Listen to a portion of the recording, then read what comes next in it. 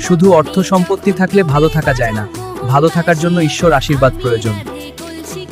যে ব্যক্তি সময়ের কাজ সময় করে না, সে কোনোদিন উন্নতি করতে পারে না।